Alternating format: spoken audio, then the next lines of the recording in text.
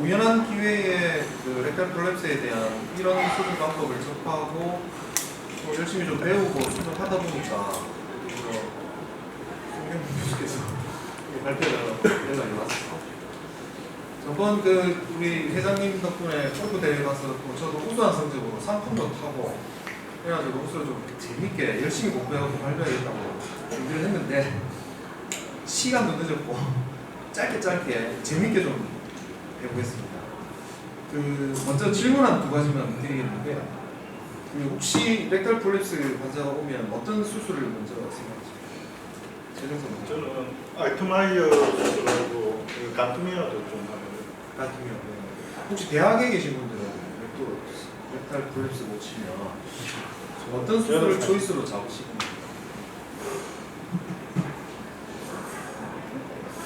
저는 7, 8년 전에만 해보고 지금 최근에 안 해봤고 그때는 저도 미안하다고 다 해봤는데 잘 안 돼서 사실 알테마야 말고는 별로 그렇게 해볼 경험이 혹시 자중에 그 업도미널 어프로치로 수술을 해보신 경험이 있으신 분 계신가요? 아니 제가 한 케이스는 안테리 인젝션을 해봤는데 그러고 안테리 리섹션 했었는데 사실 하자마자 바로 그 며칠 안에 재발해서 한다면 로안테리 인젝션을 하거나 아니면 알테마이어를 하더라도 제가 알테마이어를 한 3번까지 해본 사람이 한 환자에게 한 환자에서 3번까지 해본 사람이 이게 이 바울 자체가 워낙 길기 때문에 내려오는 사람 엄청 내려오거든요. 사실 그런 환자는 바울 복강에서 보고 다 잘라내주는 게 제일 확실한 치료 방법이 아닐까요? 예, 지금 제 이야기를 시작하겠습니다. 그 역사에 대해서만 얘기를 하더라도 시간이 좀 많이 걸릴 것 같은데 간단히 넘어가겠습니다. 두 가지 이론이 있다고 하고요. 보쇼비츠라는 사람이 자기 띠어리로 슬라이딩 허니아에 대한 얘기를 했었고 그게 1912년입니다. 1968년에 시네 데피코그램을 렉탈 프롤랩스 환자에게 해보니까 안에서부터 인투셉션 돼 나오는 게 나오더라. 그래서 이게 인터널 인투셉션이 원인이다. 이 두 가지 기전이 있는데 서로 상반되기도 하고 서로 좀 보완적이기도 한 이론입니다. 근데 이 이론이 지금까지 올 때까지 지금 100년이 넘은 시간 동안 뭔가가 아직 해결이 되지 않고 있는 거 아닌가.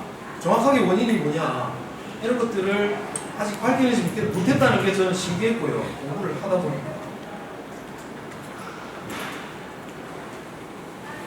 요거는 그 공부하다가 재밌는 논문이 있어가지고 1999년에 미네소타 대학에서 지난 한 세기 동안에 그 렉탈 프롤랩스 서저리가 어떻게 변화되었는가를 굉장히 재밌게 적어놨더라고요. 먼저 이분 프레데릭 세몬이라는 사람이 영국 세인트마크의 설립자던데요.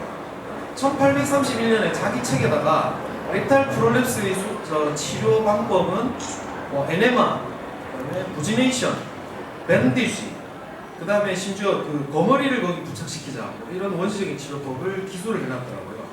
지금 오늘 우스갯소리로 제가 이거 연습 공부하면서 그 병원의 간호사들은 옛날에는 그 직장 탈출에 거머리도 붙였단다 이렇게 설명하니까 우와 뭐 이렇게 얘기를 했습니다. 거기서부터 렉탈 프롤랩스 치료가 시작됐다고 보고요. 그러면 오늘 제가 설명드리려고 하는 LVMR은 과연 그 렉탈 프롤랩스의 어떤 줄기에서 어느 지류를 타고 와 있는가를 그냥 우연한 기회에 수술을 시작했지만 요번 이 강의를 제안을 받으면서 그런 생각을 좀 해보게 됐습니다. 그래서 요거 간단히 설명하고요. 지금 그 좌사님들께도 물어봤지만 수술적인 치료에 대해서 큰 줄기가 지금 여기 말씀드린 게 이제 페리니알 어프로치가 되겠죠. 대부분 그 델로메와 TLC를 많이 하고 있다고 저는 들었습니다. 근데 이걸로 인한 어떤 재발률 문제가 나중에 알트마이어로 가게 되는데요.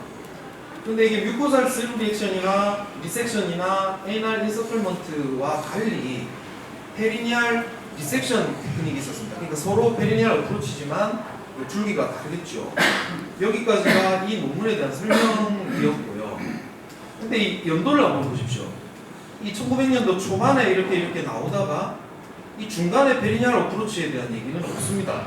이게 업도미널 어프로치를 해보니 페리니알 어프로치가 훨씬 재발률이 높고 안 좋다는 얘기였죠. 그래서 다음 장에 설명드릴 어브도미널 어프로치가 1900년도 중반부터는 발전을 해왔다고 보는데 알트마이어라는 분이 미국에 갑자기 나와가지고 1971년에 자기 논문에다가 106명의 프레일 페이션트, 그러니까 하이 리스크 페이션트, 전신마취를 못하는 환자들을 자기만의 방식으로, 그러니까 이게 델로메와 다른 점 여러분 아시겠지만 리섹션을 하지 않았습니까? 그랬더니 106명을 치료를 했더니 3명이 재발했다. 뭐 이런 이제 논문을 내면서 야 이거 알트마이어 여기다 리섹션을 하니까 더 좋구나 이렇게 얘기들 해왔지만 그만한 리커 레이트를 기록한 사람은 없었고 한간에 알트마이어가 뭐 심히 좋다 뭐 이런 소문이 났다고 농담삼아 합니다. 거기서 이 논문에는 없지만 그 다음으로 발달한 게 페리니알 어프로치에서 이 말씀드린 스테이플드 트랜스에이널 렉탈 리섹션, 그러니까 스테이플을 이용해서 리섹션하는 이쪽으로 갔습니다. 그러나 이 페리니알 어프로치에서 10% 미만의 리커 레이트를 기록한 데는 없었습니다. 립스타인이 오리지널 어브도미널 렉토팩시의 선두 주자라고 볼 수 있는데요. 원리는 그러니까 슬링이었죠, 슬링.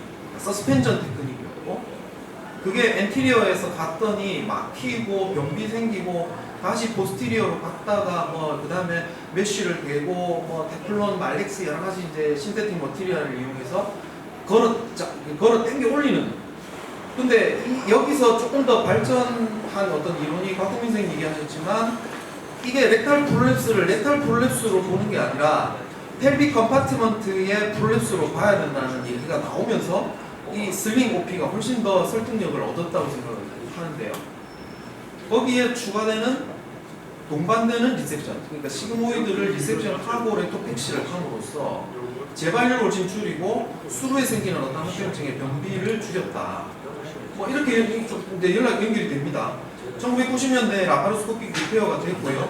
이 논문은 1999년도에 나온 거니까 제가 지금 설명드릴 라파로스코픽 벤트랄 메쉬 렉토팩시라는 개념을 1995년부터 99년까지 수술하는 닥터 디 후어라는 사람이 2004년도에 발표를 함으로써 비로소 제가 우연히 하게 된 이 수술이 어떻게 시작됐는지를 알게 됐습니다.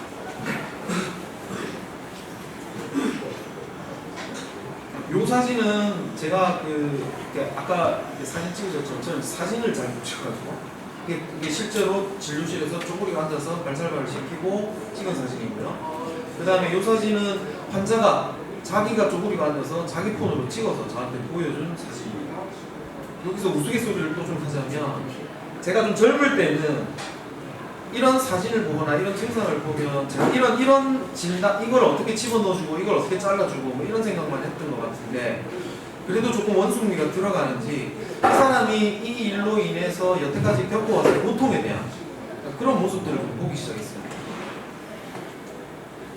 그 다음에 인터널 인투셉션, 우리가 렉탈 인투셉션이라고 얘기하는 그게 지금 세계적인 트렌드는 이제 인터널 렉탈 프롤랩스의 범주에 들어와 있습니다. 그래서 옥스퍼드 그룹에서 아까 박 선생님 잠시 얘기하셨지만 1, 2, 3, 4, 5로 그레이드를 나누면서 여기서 보시는 렉토렉탈 그 다음에 아까 그림에도 잠시 나왔습니다. 이게 렉탈 프롤랩스를 LVMR로 치료하는 스케마틱한 그림인데요. 여기가 세이크럴 프로모토리고 여기가 펠빅 플로어 가까이 있는 페니얼 바디입니다. 여기를 고정합니다. 장점은 미드 컴파트와 포스티리어 컴파트를 같이 교정할 수 있다. 그리고 이러한 오토노믹 너브 데미지를 줄일 수 있다. 그 다음에 디스어드밴티지로는 메쉬 릴레이티드 컴플렉스 걱정되는 부분입니다. 리커 8.2% 이거는 10년 팔로우에서 익스터널 렉탈 프롤랩스의 경우인데 이게 익스텐시브한 포스티리어 라테랄 이런 다이섹션을 한 수술과 비교할 만하다 이런 게 논문의 주제였고요. 컴플리케이션 레이트는 2.5%, 메쉬 릴레이티드 컴플리케이션을 미국에서 이게 메쉬 이로전을 10% 정도까지 보고 FDA에서 이거 메쉬 쓰는 거 위험하다 이런 워닝을 2차례에 걸쳐서 했다고 봅니다. 근데 어브도미널 어프로치에서는 이분들의 논문에 의하면 지금 4.6% 정도로 괜찮다 이렇게 보고 있고요. 펑셔널 아웃컴은 중요한 얘기가 아까도 말씀드렸지만 렉탈 프롤랩스를 이거를 교정해주는 아나토미컬한 리스토레이션뿐만 아니라 수술 전후에 있는 인콘티넨스나 옵스트럭티브 데피케이션을 어떻게 개선해 줄 수 있는가를 따로 논문을 만들어냈는데 전부 유의하게 LVMR이 좋게 나와 있습니다.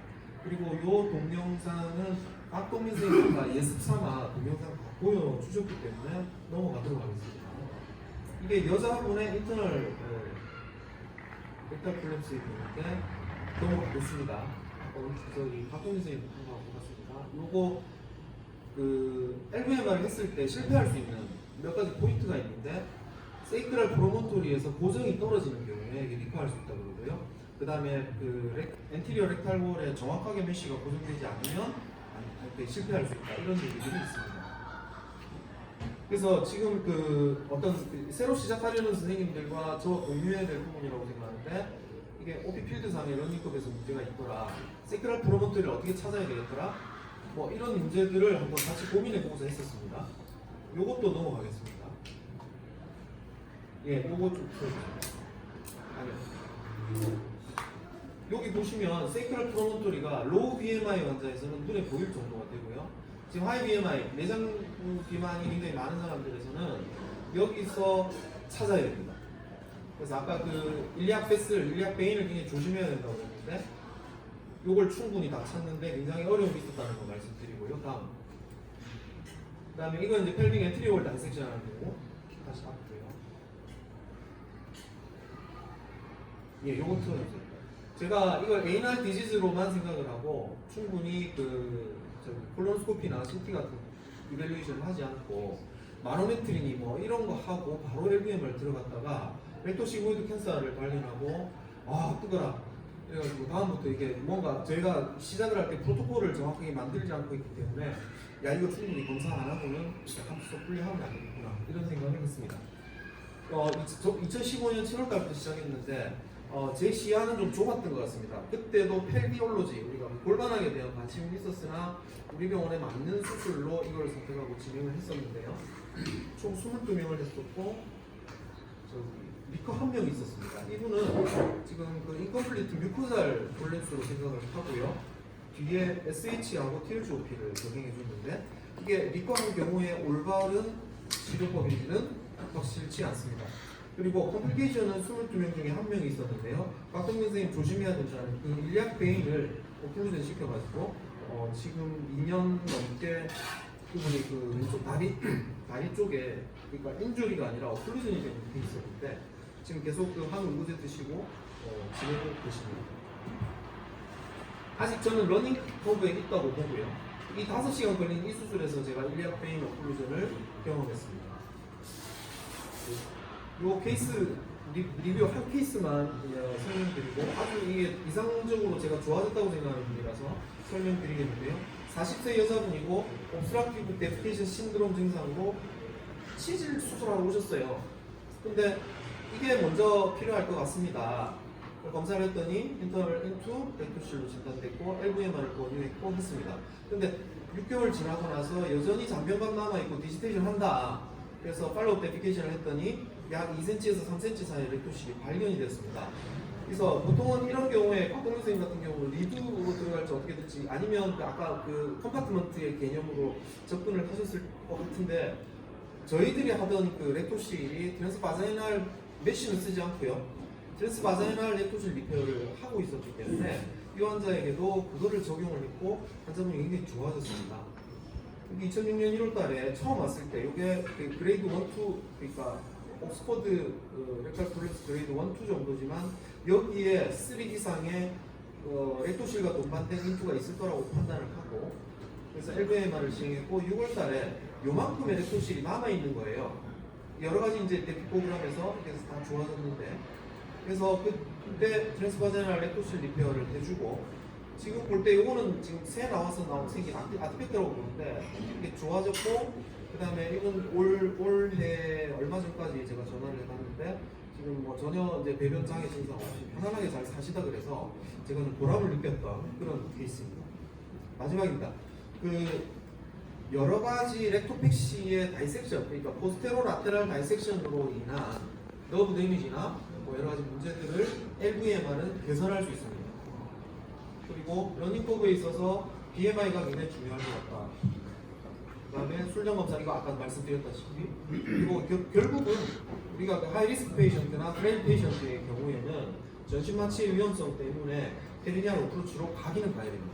그걸 어떻게 갈 건가는 각자의 어떤 선호도에 따라 다를 거라고 생각하는데, 그 재발률에 문제가 있을 수 있다고 생각합니다. 초기 학습 곡선을 극복하기 위해서는 로우 BMI의 인터널 레탈 프롤랩스부터 수술하는 것이 유리하다. 왜냐하면 OP 필드가 조금 더 선명하게 잘 보이고 아나토미칼한 어떤 개념이 잘 서기 때문에. 그리고 이게 마지막으로 제가 반성하는 점인데, 미리 공부를 좀 하고 이 수술을 시작했으면 이런 데이터 저런 데이터 이렇게 모아가면서 팔로우를 했을 텐데, 지금부터 저희 숙제라고 생각하고요.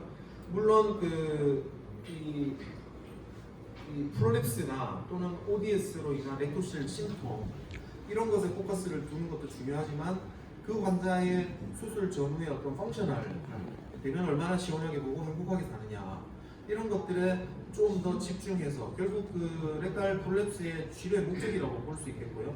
그런 데 대한 데이터나 또는 종합적인 평가, 치료, 병행되어야 된다고 생각합니다. 와, 빨리 끝났습니다. 감사합니다.